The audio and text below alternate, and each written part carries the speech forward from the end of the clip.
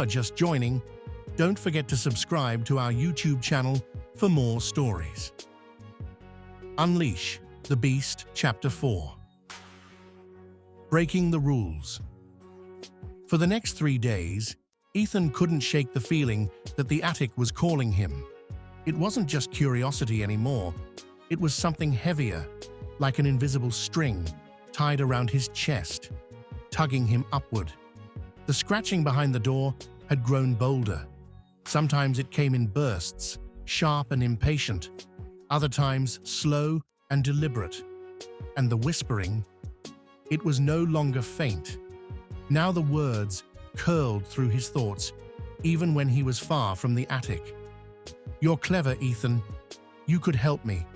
I could help you."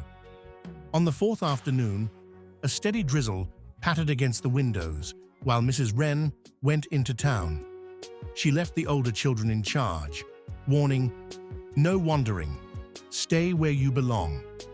Ethan waited until the others were distracted with a card game, then slipped away. The attic greeted him with its usual smell of dust and age, the air colder than the rest of the house.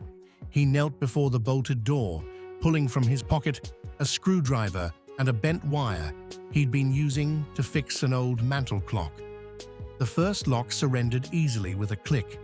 The second resisted, the metal stubborn against his trembling hands, but finally gave way. The voice behind the door grew almost eager now. Almost there. His heart hammered, his palms were damp. The final lock felt different, heavier, as if it knew what he was doing. But after a tense minute, it too fell away, clattering to the floor. Ethan hesitated, hand on the knob. A wave of icy air seeped through the gap. "You can still turn back," some small voice in his mind said, but the whisper drowned it out. "Open it." The door creaked wide. Thanks for listening. Like, comment, share, and subscribe for more exciting stories.